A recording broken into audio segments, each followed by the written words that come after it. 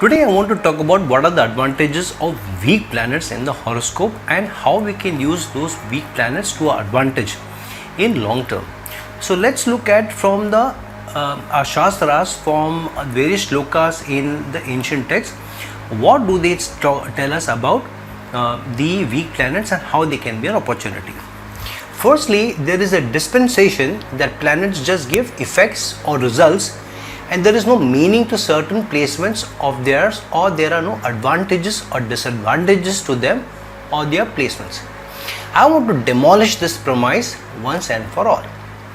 If someone has truly studied astrology well and not dependent on some hearsay or through environment, but serious study, trying to understand the purpose of astrology itself and also the purpose of planetary placements and so on, only then can someone truly be a good astrologer. Let me quote a shloka from Parashara's Hora itself, who is considered the father of astrology. Parashara says in the Hora, Ayushcha lok yatra cha shastra sayaspate prayojanam. This means the main purpose of the Shastra, astrology, is to determine the longevity and joys and sorrows of the people. Unquote. So how can it be that astrology has a purpose but the planets don't have any? If astrology has a purpose to determine joys and sorrows of people, then it's the planets who fructify these joys and sorrows through their placements.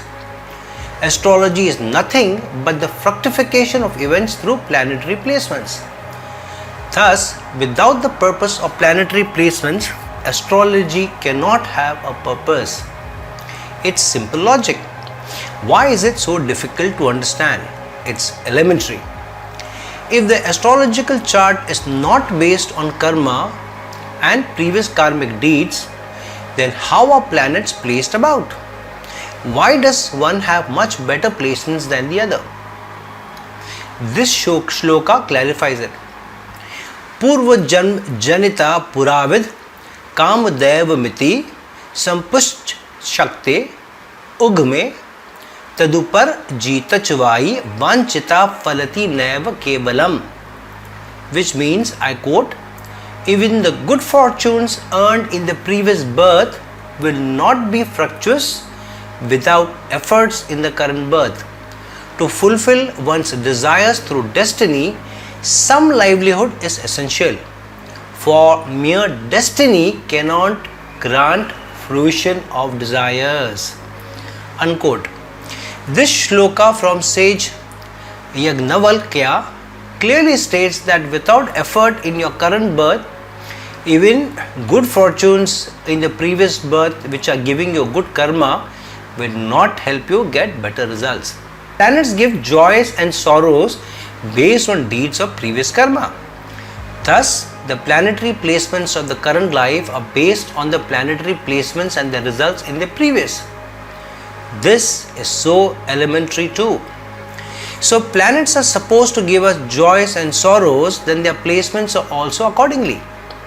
Strong planets are supposed to do good if their placements, aspects and conjunction are good, and weak planets are supposed to show those areas where we need to work harder to get better results.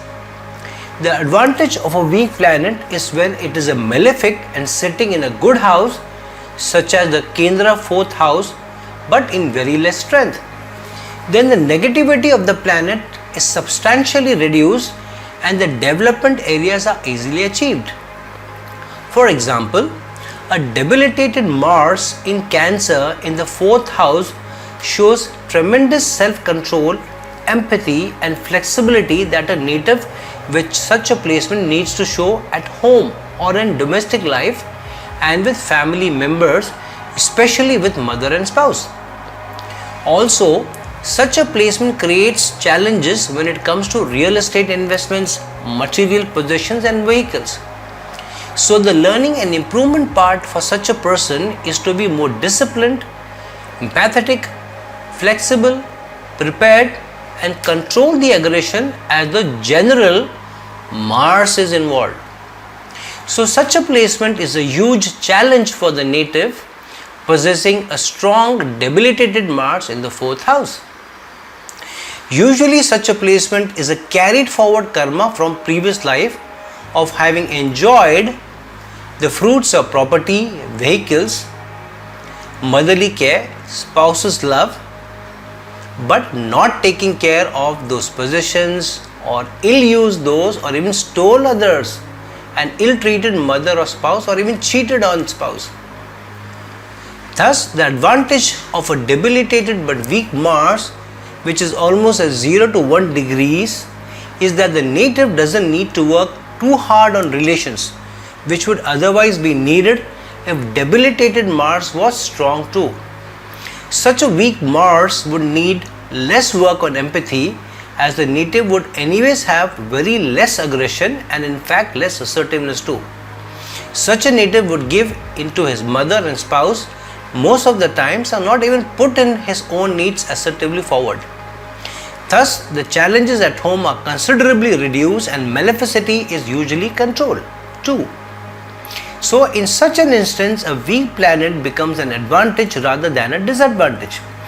Weak malefic planets are advantageous when sitting in good houses, as the need to work on qualities attributed to them is reduced. However, malefic planets, if in strength, are good in the dusthanas or houses 6, 8 or 12. Let's take another instance. Sun usually gives challenges in the house it sits in, as it gives high energy and high pride with the relations attributed to that house. So in the 4th house, it gives challenges due to personality or ego clashes with mother or spouse, in the 3rd house with younger siblings, in the 7th house with spouse, and in the 9th with father, while in the 11th with elder brother or sister, or with friends or general societal connections. So if Sun sits with less strength but in its own house, such as the 5th or 9th or even the 3rd, 7th or 11th, then the results are balanced, as it has enough strength to give good results as it sits in own house, but not so much as to malign the relations due to excessive pride or ego. If a weak Sun sits in the 7th house in own sign of Leo, then it brightens up the relationship with spouse, but brings in less ego or pride. Usually, such a native is ready to listen to and conquer with spouse rather than push own agenda or show ego in his/her relationships. Debilitated Jupiter, on the other hand, is better off in the 10th house than an exalted one, as an exalted Jupiter gives too much value-driven behavior. It doesn't allow the native to be diplomatic and shrewd and politically correct. Such a native is too wise not to indulge in competition and can't speak alternative facts or a lie even to save self. Thus, an exalted Jupiter is not such a great placement in the 10th house.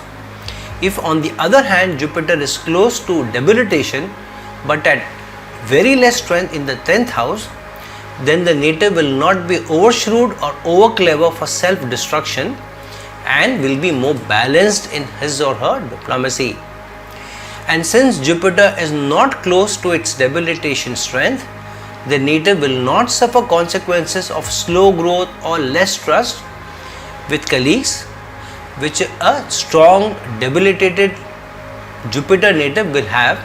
Ex-colleagues will be more wary of a very shrewd individual. Thus, the advantages of a weak planet is reduced maleficity when the planet, if in strength, will give malefic results otherwise. So, when the sloka says Nirbalo Naiv Yog Krit, I translate, a yoga karak planet cannot give good results when not in strength.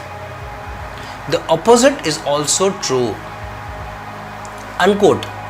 So what we are saying is that if a weak Marak planet may not be able to give very bad results when not in strength.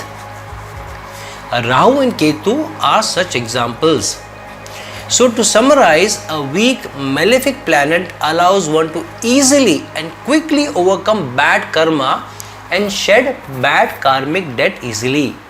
It allows one to overcome ill effects with less effort and less work to be done to get better results out of the planet. So, a weak malefic planet in a good house is a blessing in disguise.